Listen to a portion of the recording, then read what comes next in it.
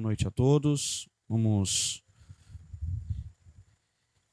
Depois de um longo período, sem termos formações presenciais, nós vamos retomar uma sequência dessas formações,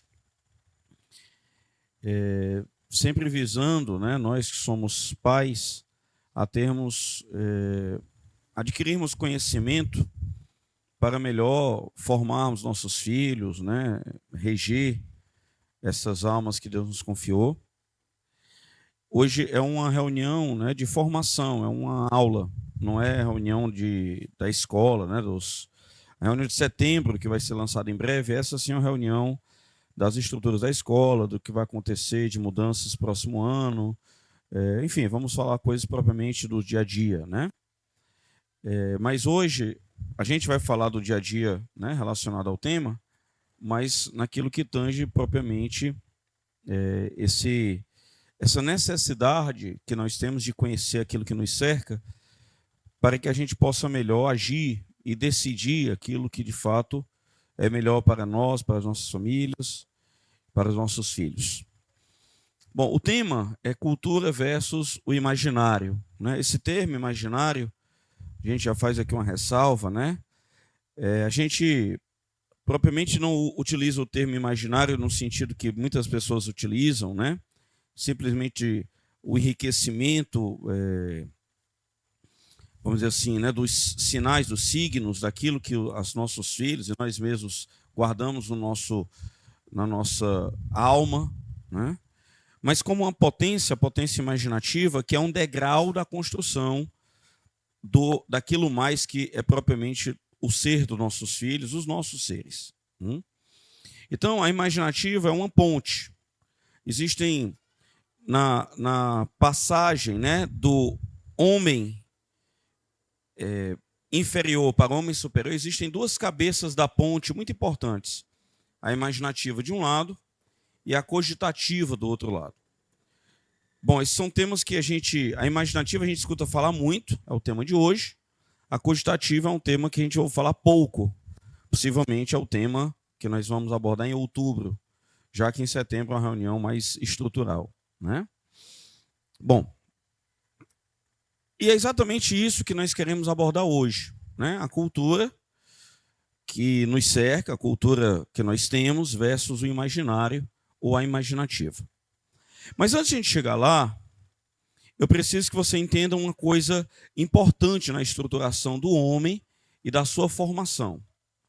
Então, o homem, ele possui 3 níveis existenciais. O homem, ele tem 3 níveis que ele pode ou não atingir na sua arquitetônica, na sua formação, na sua estruturação. Que níveis são esses? O homem ele pode se formar como indivíduo,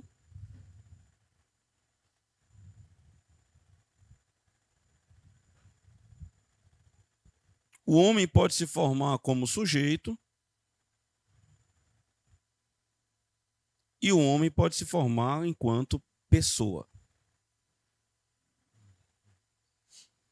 Tudo bem? Existem 3 níveis que um ser humano pode atingir na sua vida.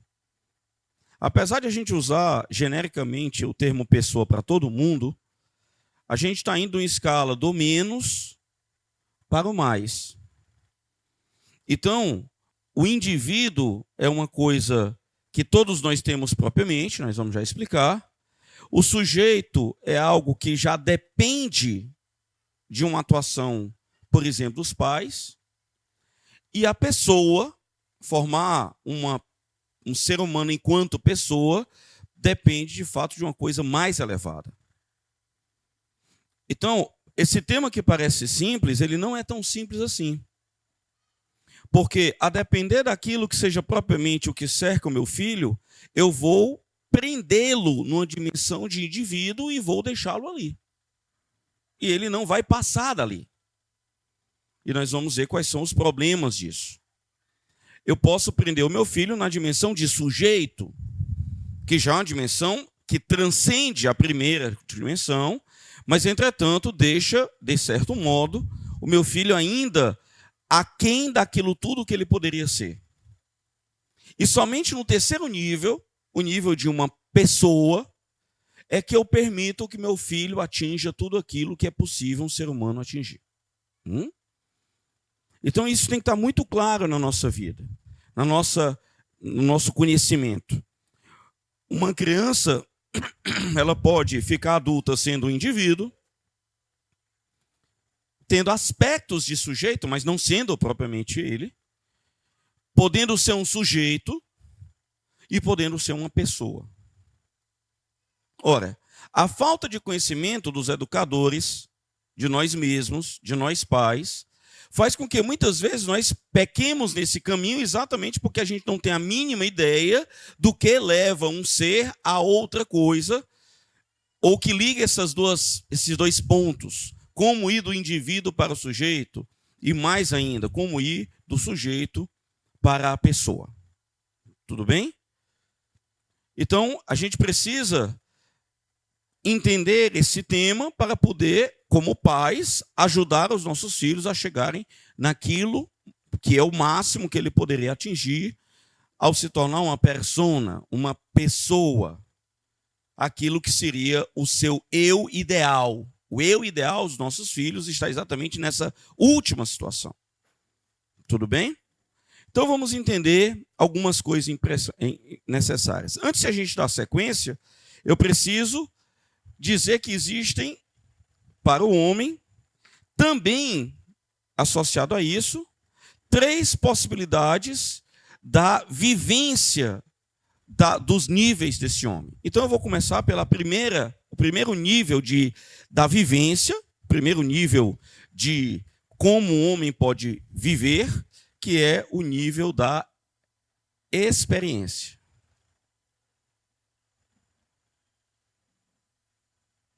Tudo bem? O que é a experiência? A experiência é tudo aquilo que o homem experiencia ou tudo aquilo que o homem sente. São as suas necessidades mais básicas. Um homem, por exemplo, sente fome. Um homem, por exemplo, sente sono. Então, a experiência é a coisa mais básica que nos iguala a todos nós e também a coisa mais inferior que nos iguala. Quando eu falo algo inferior aqui, por favor, numa linguagem filosófica, eu não estou falando de uma coisa ruim. Eu estou falando de uma coisa que vem abaixo. Tudo bem? Tem o nível da experiência, é o nível que eu vou colocar aqui, mais material do homem. É o nível dos bens necessários, dos bens que são os bens básicos do homem.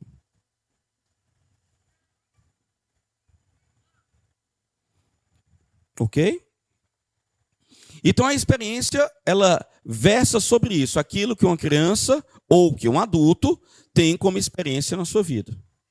A experiência de comer, a experiência de beber, a experiência de descanso, a experiência de lazer, a experiência de prazer, as várias experiências que nos cercam. Isso dá ao homem certos elementos bastante básicos, que fazem com que, às vezes, aquilo que é próprio de um bebezinho desse, que é querer comer e beber, às vezes se torna a fase adulta de um homem. Que a diversão para ele, a última necessidade dele é comer e beber, por exemplo. Ou seja, uma criança dessa, ela tem bens necessários para se manter viva. Mas muitas vezes o homem, ele se torna adulto lutando pelas mesmas coisas, mudando apenas o escopo do necessário propriamente dito para o necessário que se torna aprazível. Vamos dar exemplos. É um homem que luta para tomar, sei lá, os uísques mais caros da vida dele. E isso se representa na sua vida, vamos dizer assim, a vitória. Eu bebo as bebidas mais caras.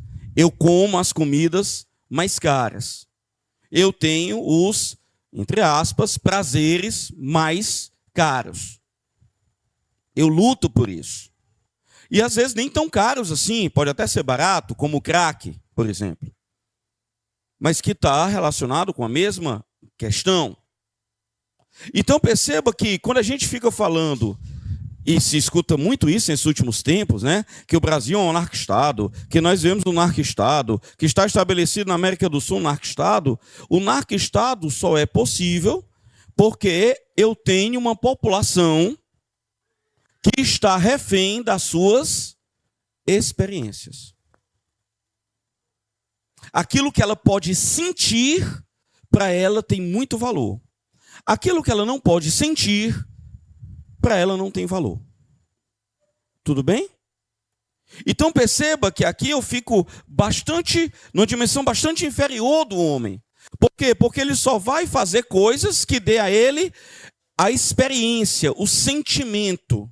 Então aqui tem um dado muito importante, que o homem nessa fase, nessa dimensão da sua, vamos dizer assim, da sua ontologia, ele está refém dos sentimentos ou dos sentidos. É um homem que precisa ter sensações. Ok? Entretanto, existe uma outra etapa, e aqui vale a pena também dizer uma coisa muito importante, que a dimensão intelectual capaz de reger e satisfazer tudo isso nessa estrutura é a dimensão da economia. Porque é próprio da economia a geração dos bens materiais, dos bens necessários.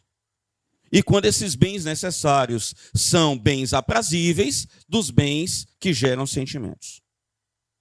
Portanto, um homem versado somente na economia, ou no intelecto da economia, que seria propriamente o intelecto técnico, que eu não vou falar isso, já falei em outras oportunidades, a gente volta a falar daqui a 2 meses, ele fica simplesmente resolvido, a sua vida se resolve aqui.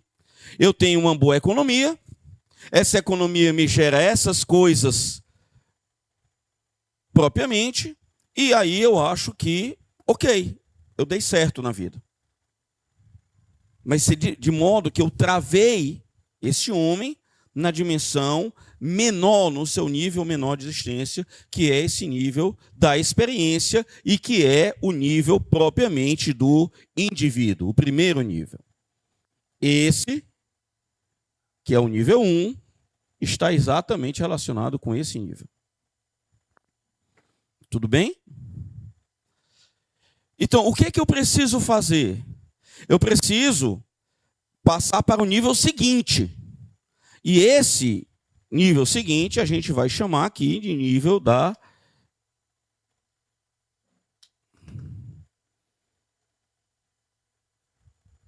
É porque tem uma sombra aqui, eu estou com medo de vocês não enxergarem, mas vamos lá, vamos testar. Aqui tem pincel para todo gosto, viu, meu filho? Esse aqui eu não vou enxergar.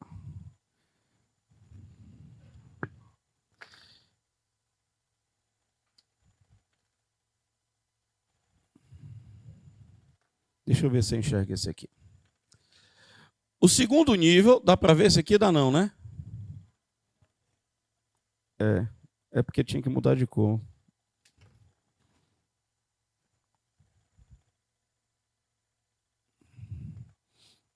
Eu vou para esse aqui. Esse aqui dá para ver. Dá para ver, né?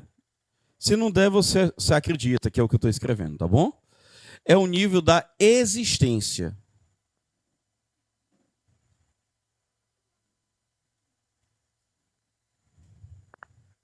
Tudo bem? É o segundo nível. O que é esse nível?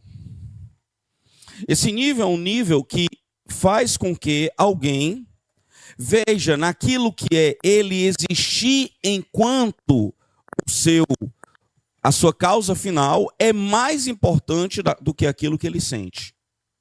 Então vamos tentar tornar isso simples. Nesse nível da existência, eu já não tenho mais preocupações apenas materiais. Eu tenho finalidades, objetivos, que ultrapassam simplesmente a minha satisfação. Eu sei que eu sou, e aqui é o 2, né? Eu sei que eu sou sujeito de algo que gera consequências na minha vida e na vida dos outros. Por exemplo, somente nessa dimensão de sujeito eu posso realizar coisas que, mesmo sem sentir nada, ou mesmo sentindo dificuldades, eu continuarei a fazê-lo. Por quê? Porque o importante é que a minha existência ganhe uma certa plenitude. Então, aqui eu tenho como objetivo ser um agente. Eu não sou simplesmente alguém que busca somente a matéria, mas eu quero agir. E agir em busca de um bem maior, que não são somente bens necessários. Eu vou dar um exemplo para você entender. É nessa dimensão de sujeito que se dá, por exemplo, o matrimônio. O matrimônio acontece exatamente nessa segunda fase. E uma sociedade que busca o matrimônio, uma sociedade que louva o matrimônio, uma sociedade que deseja o matrimônio, que dá o devido valor ao matrimônio, é uma sociedade formada por sujeitos. E por que eu estou falando isso? Porque nós estamos mergulhados numa sociedade que não dá mais valor a isso. Tudo bem? Então aqui nós temos uma amostra viciada ou virtuosa, que seria o termo mais correto, da sociedade, né? Nós temos nossos pecados, nossos defeitos, nossas falhas, mas na melhor das hipóteses ou na menor das hipóteses, nós aparentemente chegamos até essa segunda fase, apesar de estarmos bem contaminados dessa primeira. Tudo bem? Nessa fase existencial, o homem sabe que ele tem um fim a ser feito, realizado. Uma sociedade que chegasse nessa dimensão existencial, eu vou já chegar na cultura, tá? É que é só uma introdução, mas eu preciso fazê-lo. Ou seja, um fim elevado, um fim superior, um fim que não é simplesmente ter um monte de sentimentos dos bens básicos da minha vida, daquilo que me dá prazer, daquilo que me dá emoção, daquilo que me dá, que me rege, que permite que eu tenha as coisas materiais. Não, eu vou para uma coisa maior, um fim a ser realizado enquanto homem, enquanto mulher. Uma finalidade maior.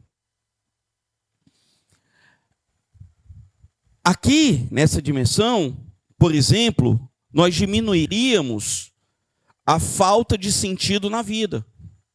Por quê? Porque aqui existe um sentido na vida. E o sentido da vida não é mais material. Ele transcende isso aqui. Então, numa sociedade em que o sentido da vida está forjado no material, é só uma pseudo-sociedade evoluída. Na verdade, ela está no primeiro degrau. Se a causa final é material, se a causa final é sentimental, desse modo eu já garanto que, na verdade, eu estou preso aqui nessa primeira dimensão. Se nós tivéssemos uma sociedade nesse ponto, nós não teríamos, por exemplo, suicídios. O suicídio numa sociedade, o elevado índice de suicídio numa sociedade, é a prova inconteste de que essa sociedade não tem um fim. De modo que conhecemos casos onde a pessoa conseguiu tudo na vida e no final se suicidou.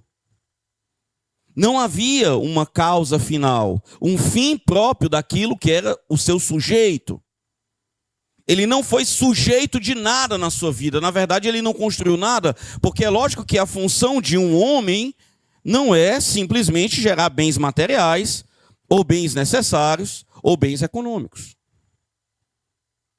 Então eu posso ter uma sociedade de um jovenzinho que tem tudo, que a vida dele deu tudo certo, e que ele amanhece morto. Porque ele não tinha sentido na vida. Tudo bem? Eu não quero que você ainda se preocupe o que se faz para chegar em cada degrau, que esse é o final da aula, é a segunda parte da aula. Tá? Eu quero só que você entenda isso. Então, a gente pode fazer um diagnóstico da sociedade. Em que sentido? No sentido de que, quanto mais eu tenho uma sociedade que tem uma causa final, que tem um motivo para existir, e que esse motivo não é simplesmente material, quanto mais eu subo para cá, quanto mais eu pego pessoas que são indivíduos e torno essas pessoas sujeitos, mais eu vou ter uma sociedade onde as pessoas têm um sentido na vida. E se ela tem um sentido na vida, não faz sentido o suicídio. Se elas têm um sentido na vida, não faz sentido a droga. Se ela tem um sentido na vida, não faz sentido a alienação. Se ela tem um sentido na vida, não faz sentido ela se esconder atrás de uma tela. Só que nós estamos numa sociedade que se esconde atrás de uma tela, que a droga, nas suas várias facetas, reinam, e pessoas que não são capazes de ver sentido algum na vida e por isso se matam. Entendem isso? Isso é muito importante porque existe algo a ser feito por nós que faz alguém sair daqui para cá. Mas nós vamos falar isso daqui a pouco. E finalmente, o último degrau, o mais elevado dos degraus, que seria aqui o terceiro, é o degrau da pessoa. E nesse degrau, o que a pessoa adquire é propriamente uma cosmovisão. Uma visão de todo. Tudo bem? Aqui, a pessoa, ela começa uma espécie de busca pelo todo. Aqui eu vou botar o todo com T maiúsculo, né? Que seria propriamente Deus. Somente essa sociedade estaria em busca propriamente de Deus. E essa sociedade ali, a sociedade que adquire uma cosmovisão, ela passa a ser um agente da construção do mundo que ela acredita. Olha como a dimensão mudou. Aqui, eu estou quase que só preocupado comigo. Aqui, eu já estou preocupado com um nós, com as outras pessoas, sob certo aspecto. Mas aqui, eu ultrapasso essa perspectiva e começo a construir aquilo que a minha cosmovisão manda eu fazer. Ou seja, aqui eu estou falando de bens muito elevados, de bens inefáveis, de bens, vamos botar assim, muito elevados. Aqui é um homem que não é simplesmente agente no sentido de realizar coisas que às vezes são difíceis, mas senão um homem que pensa em mudar a estrutura da sociedade em que ele vive. Que acredita que isso é possível. Aqui seria propriamente uma pessoa. Aqui, nessa dimensão, nós atingiríamos aquilo que é o que a gente chama de eu ideal. Eu vou ao máximo que eu posso de mim. Ao máximo. Na primeira dimensão, eu vou naquilo que eu faço para ter sentimentos. Na segunda dimensão, eu sou agente, eu não vivo só de sentimentos, mas eu tenho uma causa final mais elevada, mais transcendente, mais nobre. Me torno um sujeito da minha vida. Eu, entre aspas, mando na minha vida. Eu vou reger a minha vida. Não somente por sentimentos, mas por coisas que eu sei que são importantes, por valores importantes. Como citei o exemplo, por exemplo, o matrimônio. Por exemplo, os filhos. Mas aqui nós vamos uma dimensão ainda maior. Aqui eu não vou simplesmente buscar a minha melhor versão de esposo, de marido, a minha melhor versão de pai. Nesse último caso, eu vou buscar a minha melhor versão de homem na totalidade, o meu todo. A minha cosmovisão, tudo o que eu posso fazer com essa vida que Deus me deu. Tudo. Ora, é evidente que basta eu fazer um povo acreditar que ele não é capaz mais de criar a história daquele povo, que ele, no mínimo, desce um degrau. Quando eu acredito que existe uma espécie de Deus chamado história, e que essa história ela não tem com quem a domine, entende? Ou seja, vai ter que se render mesmo, sei lá, a inteligência artificial, pronto. Não tem mais o que fazer.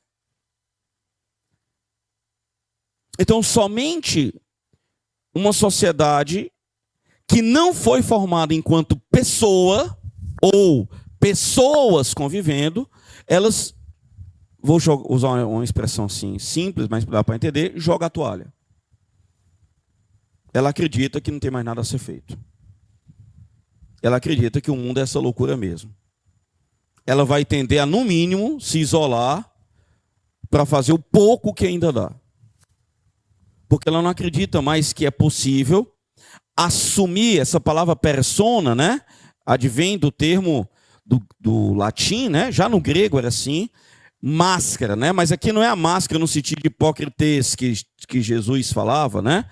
Não é a máscara de uma hipocrisia, mas aqui o meu eu ideal, ou seja, uma espécie de alteridade. Aquilo que eu preciso alterar em mim para eu buscar esse máximo de mim. Isso é propriamente uma pessoa. Uma pessoa é aquela que dá tudo o que ela poderia ter dado nessa vida. A vida dela valeu a pena sob todos os aspectos. Ela usou o máximo dessa, vamos chamar assim, máquina que Deus deu para a gente. Esse ser que Deus deu para a gente. A gente tirou tudo que podia tirar dele. Isso é uma pessoa. Bom, evidentemente, quando essa pessoa possui uma cosmovisão entorpecida e maluca, ela vai gerar um fenômeno chamado gnose, que não vale a pena que eu explicar. Se eu tivesse tempo, seria bastante interessante, onde ela vai reger a vida sua e dos seus de acordo com aquilo que ele entende ser a ordem do universo. Ele faz com que a ordem do universo fique em função dele mesmo, de si. Tá? É um totalitarismo. E na igreja, dentro da religião, seria gnose propriamente dita. Bom, mas não vou entrar nesse ponto, porque não é o objetivo aqui. Tudo bem? Bem, e aí vem uma consideração importante e uma pergunta que tem tudo a ver com a nossa aula, que é o seguinte: o que é a cultura? É o tema da nossa aula. A cultura é o vínculo entre a experiência e a existência. Tudo bem? A cultura, ela é uma ponte que faz isso aqui, ó. Ela faz com que o homem saia daqui e chegue aqui. Isso aqui dá-se o nome de cultura. Tudo bem? Ok? Eu não vou falar ainda qual é a ponte que liga as outras duas, porque não é a aula. Porque senão a gente vai se perder aqui, vai ficar todo mundo tentando entender a outra e eu falando dessa aqui, tá? Então, é a cultura que faz com que uma pessoa venha daqui para cá, ou é uma cultura que faz com que a pessoa, de modo falso, aparente, pareça estar vindo para cá, mas está ficando refém daqui. Tudo bem? Então, o que eu quero que vocês entendam é que antes de você se preocupar com isso aqui, com seu filho, porque na idade escolar não é propriamente aqui que ele está. Aqui seria um filho já, né, com seus 16, 17, 18, 19 anos, 20 anos, talvez mais até. Bom, em outros tempos, a partir de 14 anos, mas esse tempo não existe mais, né? Tá? A gente poderia propriamente tratar desse assunto, mas nós podemos tratar em outra aula. Mas o que eu quero dizer é que, na média dos filhos que estão na escola, o que está acontecendo é que isso aqui está fazendo o seu filho vir para cá ou não. É exatamente a cultura que estabelece esse vínculo entre um homem que tem as suas experiências e um homem que tem a sua existência. Um homem que é um indivíduo, mas se torna um sujeito. Um homem que é a cultura, por exemplo, que dá a ele ou não uma causa de existir, de viver. Ou é uma cultura, vamos dizer assim, inferior, que faz com que ele não tenha causa de existir e se mate. E se drogue. E se esconda atrás de telas. E se esconda atrás de games. Ou se esconda atrás das bets. Seja lá o que for que ele se esconde atrás. Uma pessoa que perdeu o sabor de ser agente é uma pessoa que teve uma cultura inferior. Uma cultura que não dê a ele aquilo propriamente que era para dá-lo. Um sentido da vida. Tudo bem até aí? Bom, deu para entender aqui o preâmbulo da aula? Então, a cultura não é uma coisa à toa. Não é uma coisa que, a cultura é tudo aquilo que está cercando a gente, né? Cultura não é o que está na moda. Mas para o homem moderno, celebramos semana passada São Pio X, né? O homem, o Papa que combateu o modernismo. E qual é das lástimas do modernismo? Uma das lástimas do modernismo é o elogio ao mundo. Quando o Papa Paulo VI disse que a fumaça de Satanás invadiu o Vaticano, ali, né, após o Concílio Vaticano II, era exatamente dessa fumaça que ele está falando. O modernismo parecia que estava ali dando frutos dentro da própria igreja. Uma igreja que louva o mundo, que louva as coisas do mundo, que quer as coisas do mundo, que deseja as coisas do mundo, que está tudo bem com o mundo. Basta eu ir para a missa de domingo, me confessar e está tudo certo. O mundo é excelente, o mundo é massa, e eu boto aqui um enfeite, né?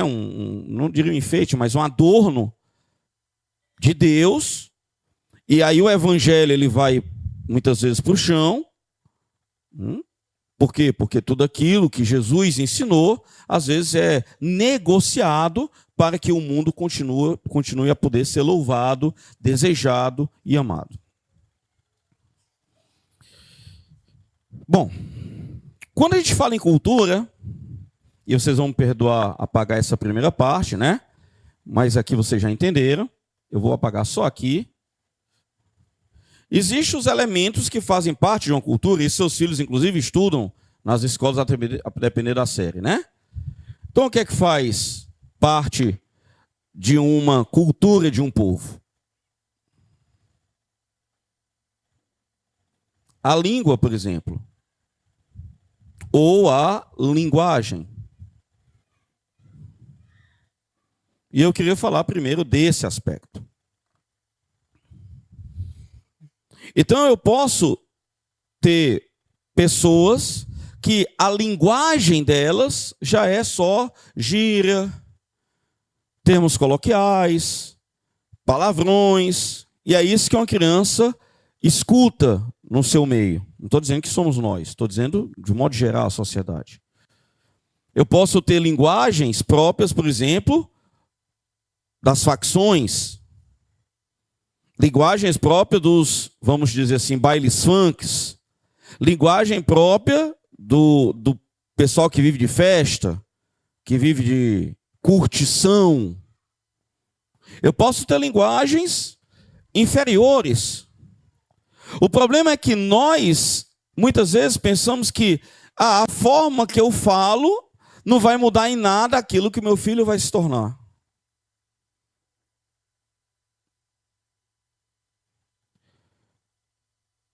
É porque eu não posso falar termos aqui, né, para ser bem objetivo assim na explicação, mas a depender de como você chame sua mulher na frente do seu filho, isso influencia sim a visão de mulher que ele tem. Tudo bem? Se você chamá-la de senhora ou de, me perdoe a explicação, mas eu tenho que dizer, vadia, todo tempo, e tem músicas que ensinam a chamar as mulheres de cachorra, vai cachorra, vai cachorra, vai cachorra, vai cachorra, vai cachorra, vai cachorra. E chega a um ponto da inferioridade da cultura que a mulher é chamada de cachorro diariamente e acha bonito. E eu acho que isso não tem problema nenhum, porque é só um modo de falar. Aí vai a máxima, né? O seu Márcio é muito chato. Lá vai ele falar de como é que eu chamo o meu bebê. A mulher chama... Eu não quero ser chato, por favor, mas eu tenho que dar o exemplo. A mulher chama o marido na frente todo tempo de bebê. Me desculpe se é você, tá? Longe de querer ser chato, tá? Ou de nem, que é pior ainda, nem. Tá? Ô querido, eu não estou querendo ser chato, mas você é responsável, através da linguagem, da visão de homem que o seu filho tem. Da visão de mulher que seu filho tem. Existem os estudos freudianos aí, e eu não sou psicólogo, nem poderia ser, que eu ficaria doido de ver isso, mas que dizem aí dados, né? Não tem nada a ver com dado, tá? Já vi uma vez aí, também não sei nem a fonte, eu estou igual o Lula, estou só citando o dado. Tá certo? O Lula pode, por que eu não posso? Isso está só o dado.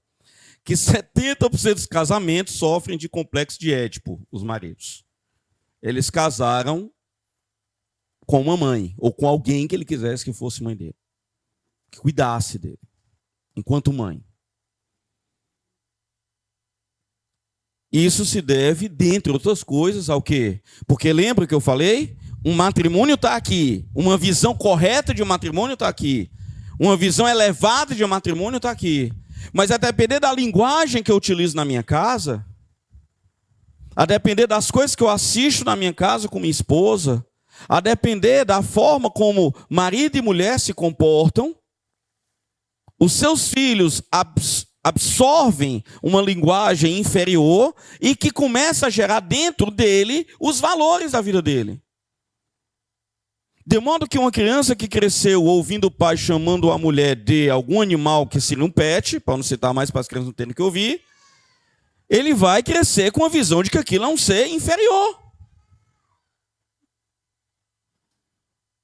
Se você só escuta músicas chamando a mulher de cachorra, a mulher de vadia, a mulher de não sei o quê, é claro que não vai diminuir a violência contra a mulher, meu Deus do céu. Então, esse governo ridículo que nós temos vive somente narrativa, entende? Porque ele bota o povo para escutar uma coisa, essas televisões, essa imundícia, e bota o povo. Ainda bem que surge um Padre Gilson, um Frei Gilson da vida. Como foi lá em Barretos, bonito demais. Rapaz, se eu soubesse, eu tinha lá ver o Frei Gilson. Não sou também um fã do Frei Gilson, mas é porque é bonito demais, entendeu? Rapaz, pelo menos alguma coisa de boa está sendo falada, pelo menos. Do que simplesmente... Você escuta uma música sertaneja. Um dia desse eu fiz uma experiência. Eu estava num restaurante jantando, lá em Limeira do Norte. Aí eu resolvi escutar as músicas que estavam rodando lá no restaurante. Meu amigo, Eu tive paciência até a oitava, mais ou menos. Não tinha nenhuma que o rapaz não tivesse levado um chifre. Nenhuma. Ô tristeza horrível. E é qualquer música, pega mundialmente falando, é uma desgraça. Você pega os cantores pop mundiais, é só devassidão, é só esculhambação, é só mulher. Todos são isso. A mulher é um. Sei lá. E o homem, a mulher é uma devassa, e o homem morre por essa mulher devassa. Ele leva o chifre dela e é deixado. Não, aquela vida, aquele Natanzinho. Uma vez eu fui ver direitinho as músicas. Eu fiquei morrendo de pena daquele rapaz, eu tive vontade de conversar com ele. Consegui o telefone, Natanzinho, rapaz. Se você quiser um amigo, meu irmão, eu tô aqui porque tinha uma lá que a mulher tacou a porta na cara dele. É horrível demais. Ele voltou para pedir perdão e a mulher tacou a... É demais, meu amigo. É muito sofrimento. Você foi lá pedir perdão de uma coisa que você não fez, que ele não tinha errado. A música conta a história. Não sei mais como é a história. Alguém não vai dizer que você sabe, não, que é pior, né? Você que está ouvindo Natanzinho direto quando entrar aqui no carro. Então, eu não posso cobrar de uma sociedade, senhores, que o estilo de linguagem está em frangalhos. Eu não posso cobrar de uma sociedade porque faz parte da cultura a tradição. E eu faço uma pergunta que é: quais, por exemplo, os pratos, as comidas que sua avó fazia que você faz hoje? Não tem. Com raras exceções. No dia dos pais, te mata um carneiro toda a vida, né? Aí sobra o quê? Os fatos do carneiro. Para quem não entende a linguagem anterior, né? As vísceras. Aí o que acontece? Alguma das senhoras sabe tratar bucho de carneiro? Levante a mão. Uma. É só ver na próxima, viu? Duas. Mas a sua avó ou bisavó sabia. Entende? Só que você nem sabe, nem conhece alguém que saiba. E no mínimo a sua avó sabia, alguém que sabia. A minha mãe fazia aluá. Já ouviram falar? Todo mundo ouviu falar de aluá. Não é uma bebida de origem indígena que se tomava no São João. Qual das minhas irmãs sabe fazer aluá? Nenhuma. E a minha mulher, coitada. Eu acho que a minha esposa nunca nem tomou aluá. Entendeu? Que ela nasceu na parte melhor da cidade, aí ficou assim, esquisita. Entendeu? Que às vezes a riqueza é uma merda também, né? Você fica meio alienígena assim, né? Não sei o que aí, né? Aquele menino lá que eu disse que veio aqui uma vez na IPA, que viu a mosca pela primeira vez, né? Então, com 8 anos, viu uma mosca. Mas, enfim. Então, não tem mais tradição. E uma sociedade sem tradição é uma sociedade que não pode ser conservadora. Aí está todo mundo lutando pelo conservadorismo. Como? Se foi dito desde a sua infância para a criança que isso não é importante. Não é importante ter coisas que se perpetuem, que se continuem. Não tem tradição nenhuma da minha família que chegou até a minha casa. Ou do meu avô, ou do meu bisavô. Não tem tradição nenhuma. Eu fico estudando as coisas, fico endoidando, né? Eu endoido menos do que vocês imaginam, endoido mais do que vocês imaginam, né? Porque a escola não se torna nem só uma parte do que das minhas loucuras, né? Mas tem um pessoal mais próximo que eu deixo doido de vez, né? Então, de último tempo para cá, a gente foi comprar baladeira, bila, entendeu? Aí a pessoa fala estilingue, já me mata do coração. Estilingue, irmão. Estilingue, meu irmão. Coisinha de menina, meu irmão. Estilingue. É baladeira, irmão. Nós somos do Ceará. Entendeu? Bolinha de gude. É bila, meu irmão. Fala direito, a linguagem. Linguagem de macho, meu irmão. Entendeu? Aí eu vou... É sério. É um negócio impressionante. O pessoal muda o nome das coisas. Entendeu? A raia, o pessoal não sabe nem o que é. Porque agora é pipa. Todo mundo, eu não consigo mais. Isso eu já perdi, já. Todo mundo só chama de pipa. Até os homens velhos. Você não acha que é isso aqui? Uma pipa. Dá uma vontade de dar uma mãozada no pé do ouvido. Que pipa, rapaz? Fale como homem. A linguagem vai se perdendo. Entende? A tradição vai se perdendo. os costumes vão se perdendo. E tudo isso são elementos de uma cultura.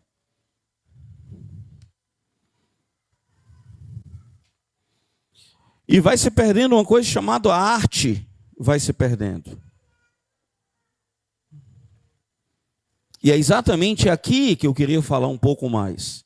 Porque todos esses são elementos que a escola atua. E que você poderia nos ajudar a atuar. Na linguagem. Veja os textos que os seus filhos leem.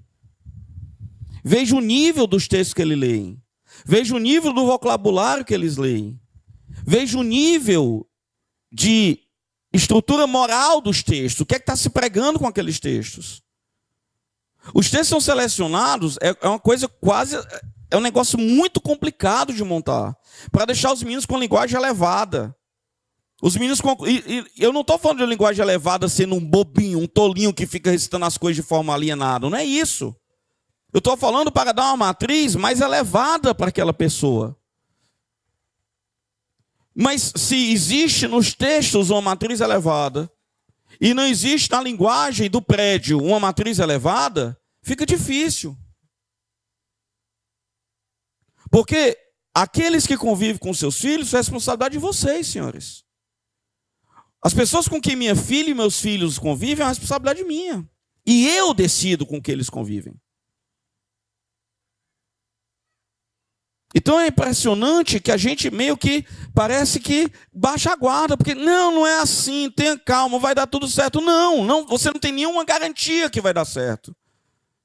Você não tem nenhuma garantia que Deus nos livre, seu filho não vai ter depressão. Que o seu filho vai ser uma pessoa incapaz. Que o seu filho vai sustentar um matrimônio. Que o seu filho poderá ter filhos. Você não tem nenhuma garantia. Ninguém aqui tem. Aí você fez tudo que o mundo mandava, e o que o mundo mandava muitas vezes é isso aqui, ó. E quando você vê, você criou um jovem frágil, um jovem que não aguenta, peia. Aí você diz, mas eu aguentei, você aguentou porque talvez você tenha levado peia desde cedo. Eu estava conversando com amigos e falando da vida de um tio meu, que com 12 anos de idade, o meu avô botou ele para fora de casa. 12 anos de idade. O pessoal vai perguntar se ele está vivo, né? Sim, ele está vivo. Casado, com filhos, um homem que venceu na vida. Então, a gente tem que começar a perceber que não é com mimimi que a gente vai fazer os nossos filhos crescerem. Não estou dizendo aqui para você ser uma pessoa rude. Longe disso. Mas eu estou dizendo aqui que existe uma série de coisas que cercam a vida do seu filho e que quanto mais amenidades, pior vai ser. Eu chego lá em casa um dia, a Isabel está com um peão na mão. Peão. Lembra do peão? Pronto. Aí como é que é o peão dos modernos? Tem um bichinho assim, aí tem uma cordinha, você segura, puxa, aí o peão fica rodando.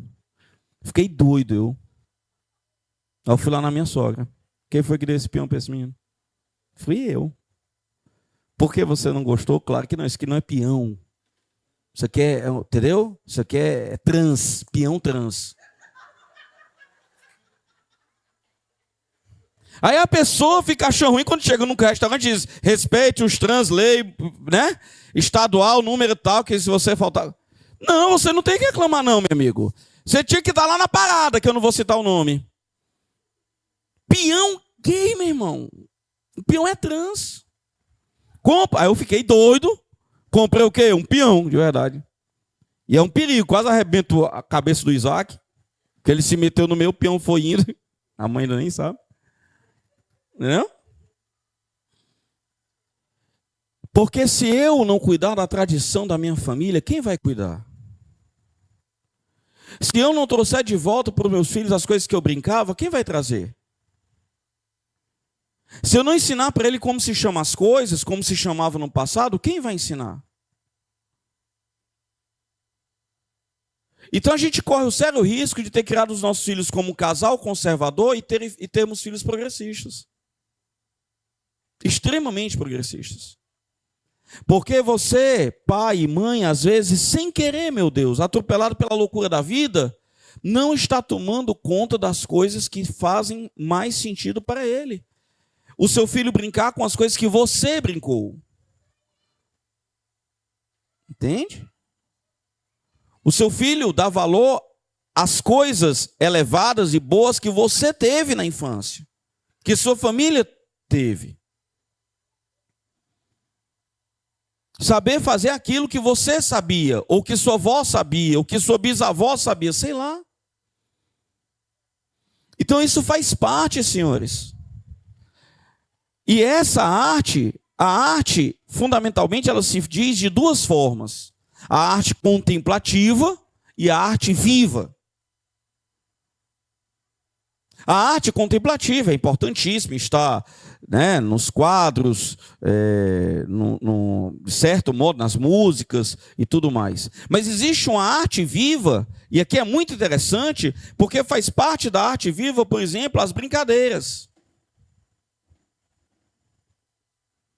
Faz parte da arte viva as festas. Faz parte da arte viva as danças. Faz parte da arte viva uma série de coisas que nós deixamos se perder. E que a escola tenta fomentar, mas às vezes a gente... já fui, já vi.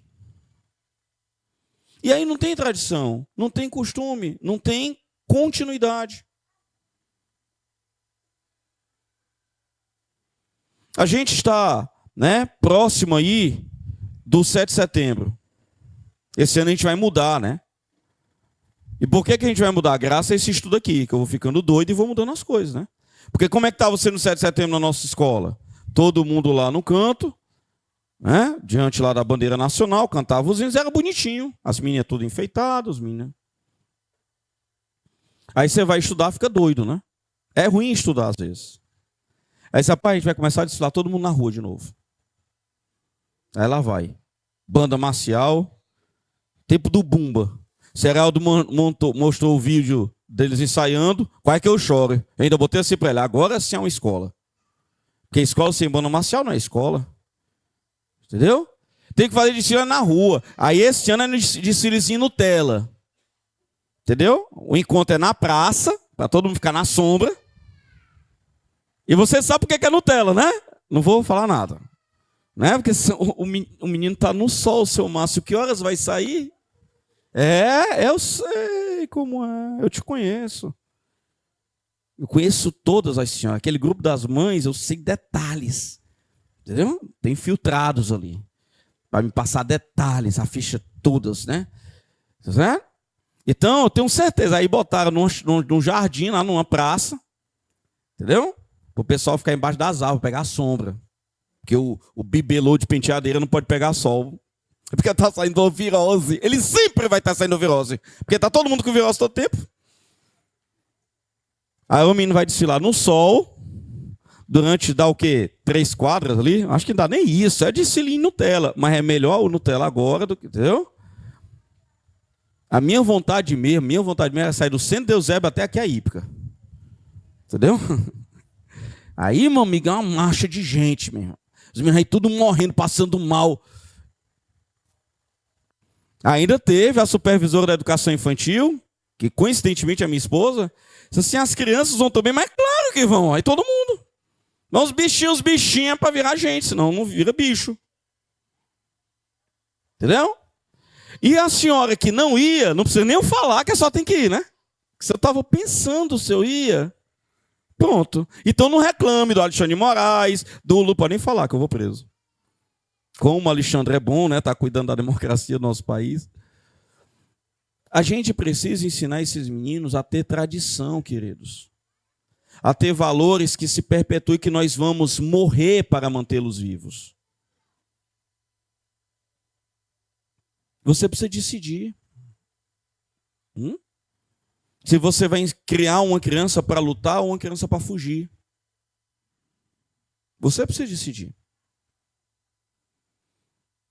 Até aqui eu posso formar um fugitivo. Mas se a pessoa fizer esse degrau aqui, ela não vai fugir. Ela vai enfrentar.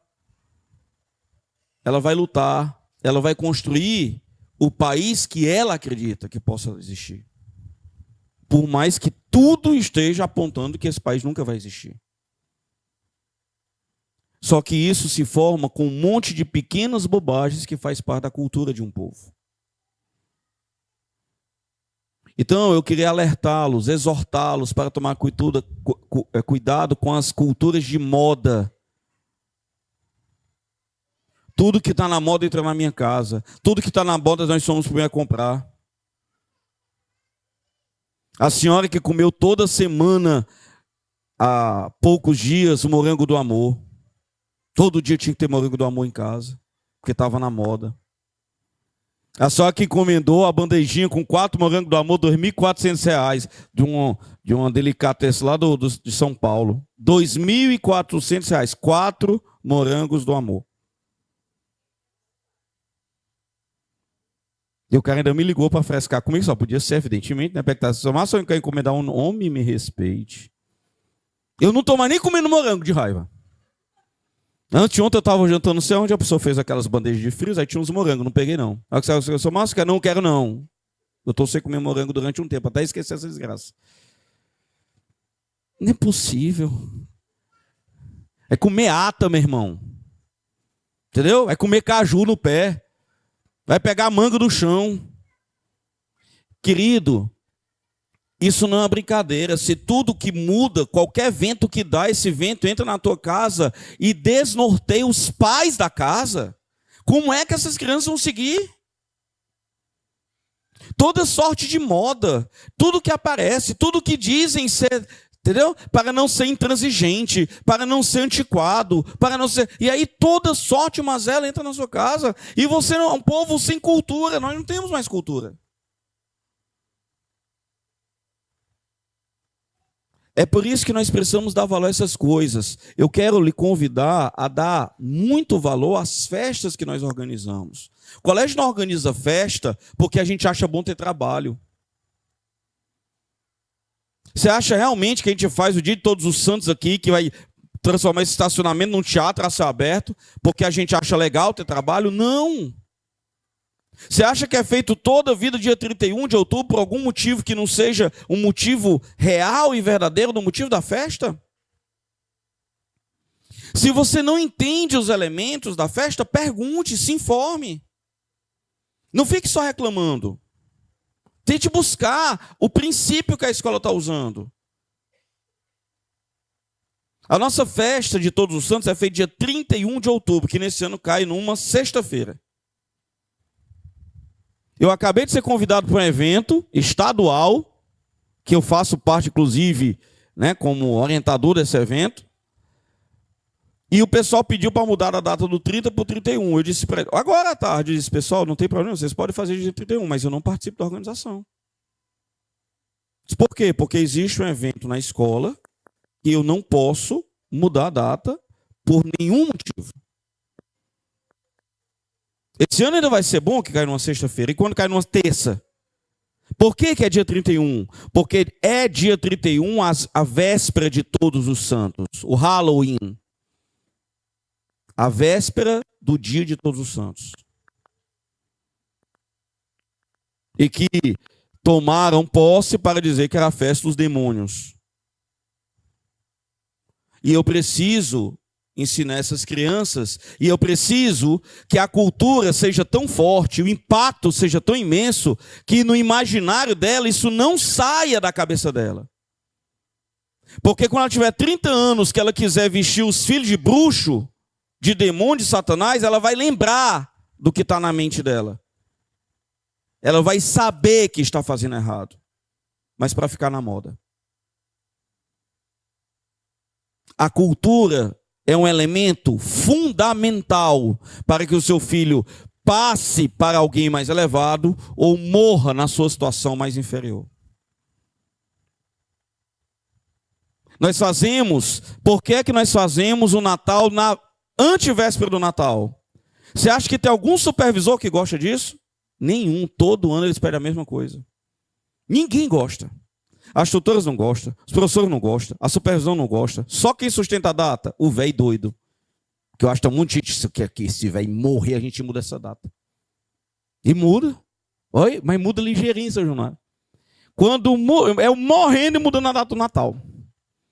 Tem um complô se a gente poderia comemorar no dia de São João da Cruz, tudo junto. Mas dia de São João da Cruz é dia de São João da Cruz. De Natal é Natal. A pesquisa massa é porque dia 31 de outubro é uma mega festa.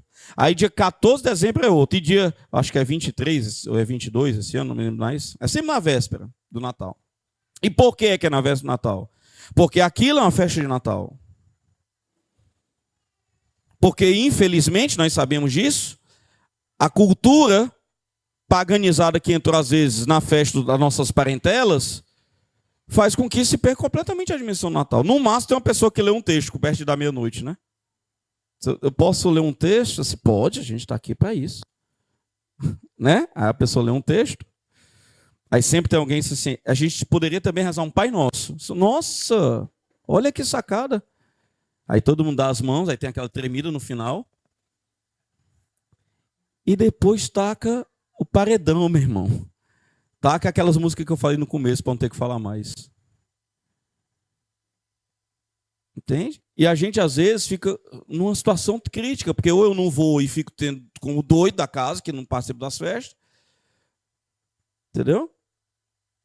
Fora quando chega aquelas mulheres espíritas, que aí bota logo a Simone, então é Natal, e o que você fez, o ano termina, começa outra vez. Olha, meu nosso é Réveillon, é Natal, meu amigo, já está falando do Réveillon, o ano termina, começa outra vez, é o Réveillon, já mudou a festa. É uma bagunça cultural, entende? Então, as festas que nós fazemos no segundo semestre, as festas que nós fazemos ao longo do ano, as comemorações que nós fazemos, não é para você transformar em mais um final de semana. Você, como pai e mãe, tem que ter essa visão, sabe? Por exemplo, o Dia dos Pais. Muita gente não vem no Dia dos Pais por quê? Porque é sempre a mesma coisa. Mas é exatamente porque é sempre a mesma coisa que você tinha que vir. Se fosse todo ano novidade, não valeria a pena você vir. Entende? Mas nós vivemos a cultura das novidades. Se tem novidade, eu estou lá. Se não tem, eu não vou, que eu já vi. Então, um dia vai ter uma criança que não quer ir para a missa, porque no domingo passado foi a mesma coisa, e ontem foi a mesma coisa, e antes de ontem, então... Você entende? Não tem problema nenhum em a gente repetir as coisas. E quando tem criança no meio, sempre tem alguma coisa nova. Porque elas dão um jeito, porque são muito criativas. Este ano foram encher o pulmão do Carneiro. Que juntou aquele patota de médico doente, que só fala em medicina, que eu não vou nem olhar para o outro lado. Né? Tem um pai da escola que diz que 70% dos pais são médicos. É assustador esse negócio aqui. Aí eles veem um bicho sendo todo cortado, aí eles começam, lá no canto, tá vendo ali? Tá vendo ali? Ali é o esôfago ali, ó. Ali, vai ali o pulmão ali, ó. Esse pai ali, tiraram tudo junto, rapaz, vai dar pai. Os caras ficam, entendeu? Fazendo aula de anatomia, na hora do Dia dos Pais. Aí um maluco pegou, que não está aqui, por isso que eu posso falar dele, que o bom é falar pelas costas, falar pela frente não tem graça. Aí um pai maluco médico chamou a minha filha, a filha dele, os que estavam perto, só aqui, aí, encheu o pulmão do Carneiro. Aí, meu amigo, todo mundo enchendo o pulmão do Carneiro. Se filma e espalha o vídeo. O que acontece comigo? Ministério Público. Não aguento mais. Eu vivo no Ministério Público, meu irmão. O cara me chama, eu não tô não é maus tratos com animal, não. Ninguém vai dizer que foi um médico que chamou. Eu não combinei, eu não pedi para ele encher. A minha filha passou o dia enchendo o pulmão do bicho. Não foi nem eu que ensinei, estava nem dentro do script. Só que isso vai virando uma tradição. Quando vai chegando perto, o meu filho de 4 anos pergunta: pai, a gente vai matar carneiro esse ano? Entende? E isso vai gerando uma continuidade. De saber, quando ele tiver 30 anos, dizer: no meu colégio tinha uma festa dos pais maluca, onde todo ano matavam um carneiro. E os pais ficavam lá juntos para matar o carneiro. E quando for a próxima, meu filho vem, se mete, suja as mãos. Porque tem uns senhores que até querem se meter, mas a mulher não deixa. Senão, não vá, que eu tenho nojo. Se você for, não lhe beijo mais hoje. Olha assim, tá bom, bebê. Aí entendeu? Aí é triste, é triste. E a gente reclamando do Brasil. Não dá para reclamar, não, irmão. O negócio está esculhambado.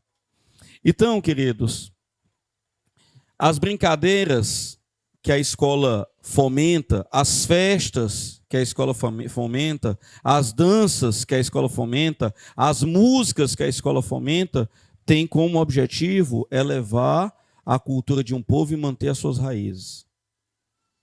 A festa do São João, apesar de tudo, né, com aquela chuva maluca, é impressionante. Teve uma hora que eu chamei minha esposa e disse, se eu fosse pai, eu já tinha ido embora. Mas eu sou diretor da escola, eu não posso ir. E ninguém ia embora. Dá vontade de eu pegar um microfone e falar com vocês, pessoal, por que vocês não vão embora? Porque não tem clima para festa, meu amigo. Todo mundo embaixo daquele telhado ali. Para você passar, todo mundo se empurrando. Pelo amor de Deus. E o povo nem embora. Você não tem noção da alegria que eu tinha no coração. Esse cara é impressionante. Então é isso que os seus filhos esperam ver de nós. Homens e mulheres que lutam pelas suas tradições, pelas raízes das suas músicas, da sua fala, daquilo que tem valor, e não homens e mulheres que estão loucos para saber qual é a próxima moda. Qual é o próximo orango do amor que vai surgir. Entendem? Se nós nos dermos as mãos, senhores, nós teremos frutos muito bons.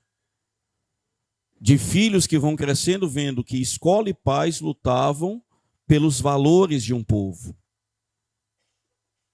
Entende? Pela música lá do Luiz Gonzaga.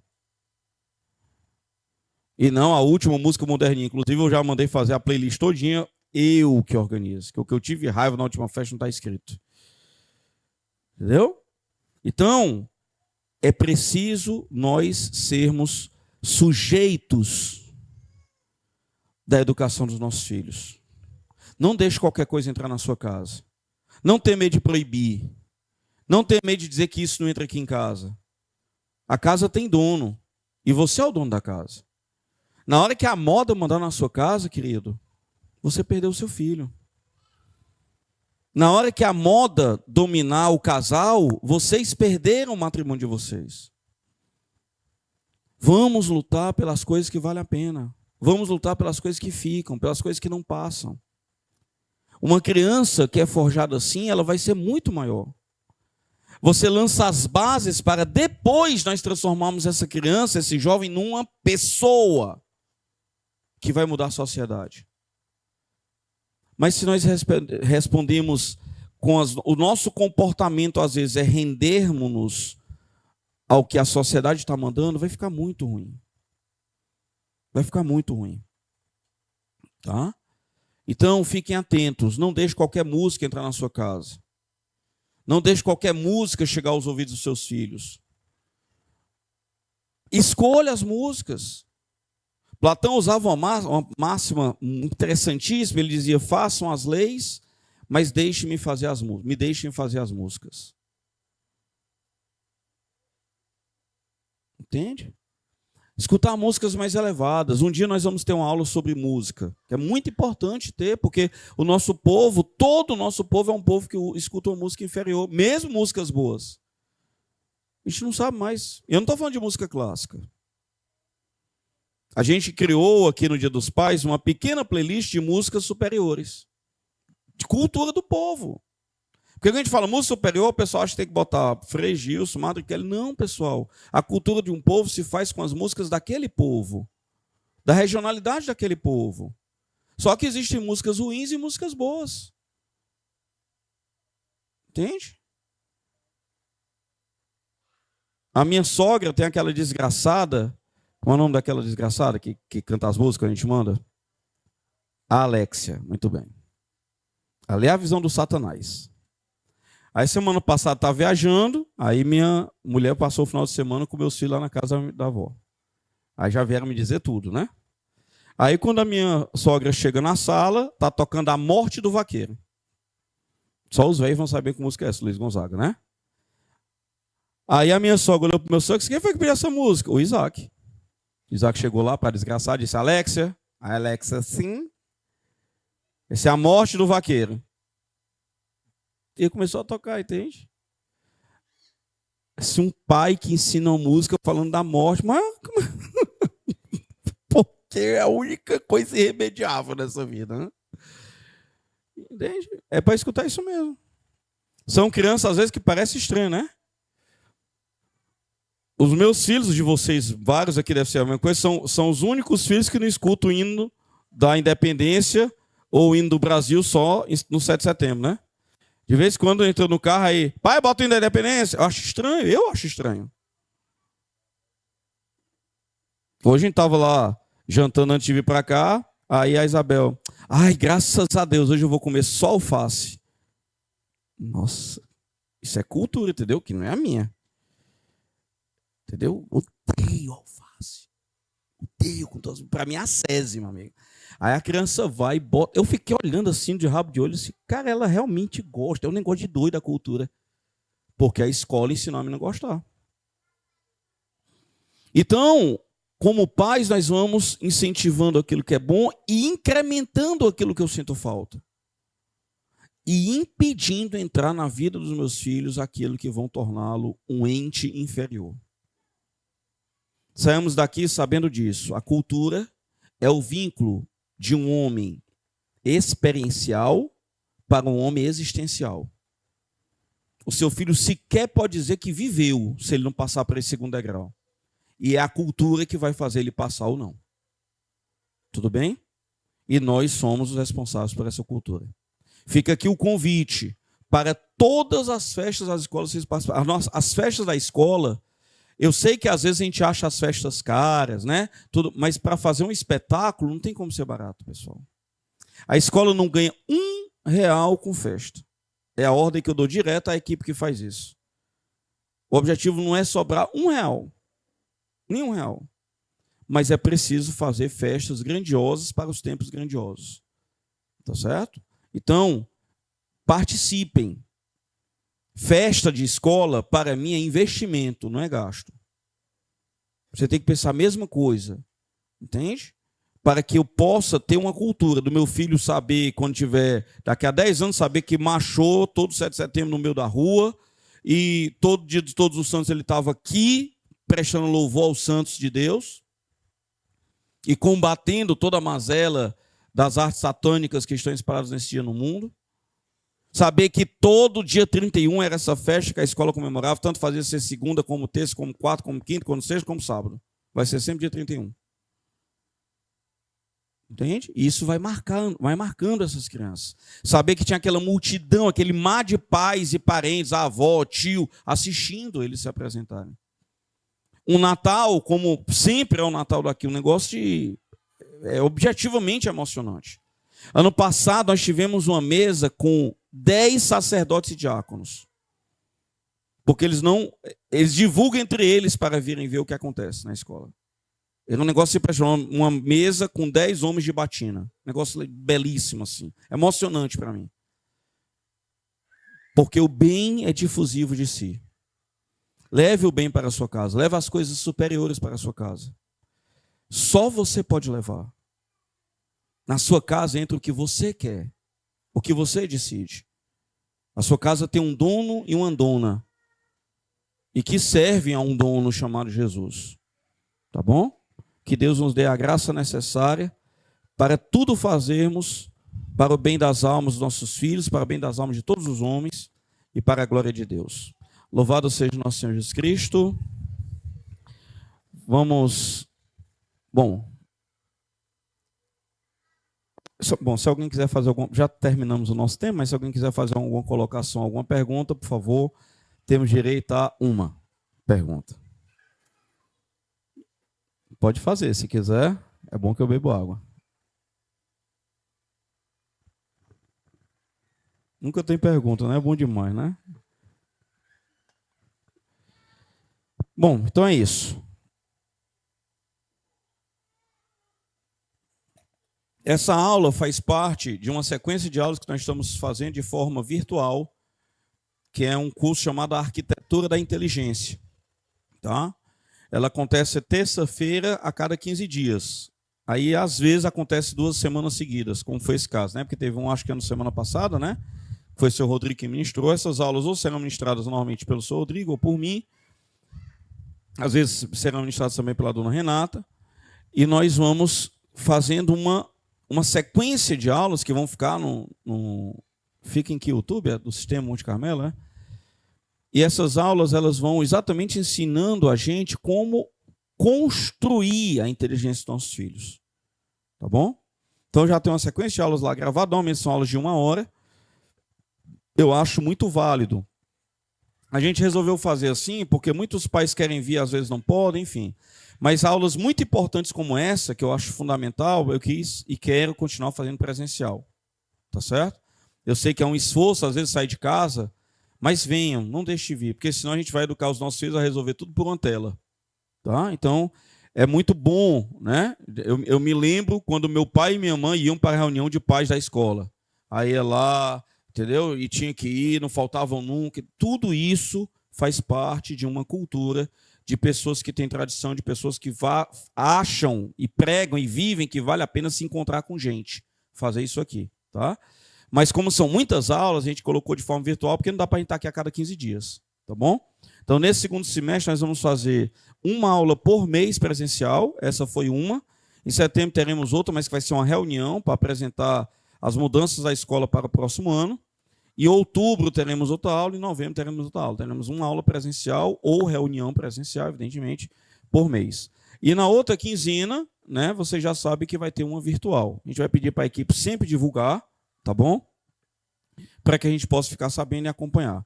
São aulas de um nível bastante alto, muito importante, ministradas com muito zelo e gosto por nós, exatamente para a gente poder dar vazão ao conhecimento que a gente vai adquirindo com os estudos e que não consegue dar, porque senão a gente tem que montar aqui um supletivo, né? A gente não pode viver tendo aula, tá certo? Então participem desse curso, ele é continuado, tá? A gente não tem data para terminar, então, mas todos dentro desse mesmo tema. A gente vai ter, eu acho que em outubro, esse curso presencial, não o curso que está na internet, ali tem todo um... Nós vamos fazer um curso presencial, eu e o seu Rodrigo, de final de semana, aqueles cursos que acontecem no final de semana, chamado Arquitetura da Inteligência. Vale muito a pena você participar, tá bom? E em setembro, agora, nós vamos ter uma outra dimensão, né, de curso, que é um curso mais para a questão religiosa, que é Santa Missa, Mistérios e Milagres. Seria muito importante vocês virem. Tá? Esse curso não mudou a data, ia ser no final de semana agora, dia último de agosto, mas tem um evento aqui, a pedido do pároco ali da São João Paulo II. Então vai ter um evento para as crianças, um retiro, que as crianças vão fazer da catequese deles, vão ter 200 crianças aqui no final de semana, parece sei lá quantas. E aí não dá para a gente fazer o curso. A gente adiou para que dia? 21 e 22 de setembro. 20 e 21 de setembro. Tá bom? Curso Santa Missa, Mistérios e Milagres. O que é que nós faremos nesse curso? Não é o curso antigo, para quem já assistiu, é outro curso, tá? Tem alguns elementos do curso antigo, mas o objetivo desse curso é ensinar a estrutura de oração que está por trás da missa e como a gente pode se aprofundar na oração durante a missa. Muitos de nós participamos da missa e não conseguimos entrar em oração. Tá? E esse curso é um curso que nos dá a condição, né? Vai nos dar os ensinamentos para nós entendermos como fazer da missa a nossa mais perfeita oração. E para isso nós precisamos estudar os movimentos da alma do homem, né? Como acontece isso dentro do momento da oração e como acontece isso na Santa Missa, e para isso nós vamos analisar os mistérios que estão por trás da liturgia e, evidentemente, os milagres que acontecem, os vários milagres que acontecem nas nossas vidas e em todo o mundo ao longo de cada missa. Tá bom? Não deixe de participar. Esse é o ponto ápice, né? Se nós continuássemos dando essa aula aqui, vocês iam ver que aqui existe uma questão civilizacional ou espiritual. E depois vem o ápice da civilização, que era chegar a Deus. Né? E isso se dá através da liturgia religiosa, porque existe a liturgia política, né? Que é um pouco do que a gente está falando aqui. A liturgia da pós, aquilo que acontece, que cerca a sociedade. E essa liturgia chega no seu ápice na Santa Missa. Tá bom? Ficam todos convidados. Obrigado pela atenção, obrigado pela disponibilidade de vir aqui num dia assim, no meio da semana. As crianças perdem o time, né? Ficam confusão dentro de casa. Mas eu faço com muito gosto, porque eu sei que todos aqui são pais empenhados em fazer, de fato, o bem máximo que podem fazer pelas almas dos seus filhos e também por nós mesmos como casais, tá bom? Que Deus abençoe os nossos matrimônios, santifique nossas casas, dê aos nossos filhos pais e mães santos, com a graça de Deus, para que um dia possamos todos nos encontrar nas moradas eternas. Vamos agradecer a Nossa Senhora, nossa querida mãe, por todos os benefícios que recebemos por sua intercessão. Em nome do Pai, do Filho e do Espírito Santo. Ave Maria, cheia de graça, o Senhor é convosco. Bendita sois vós entre as mulheres, e bendito é o fruto do vosso ventre, Jesus.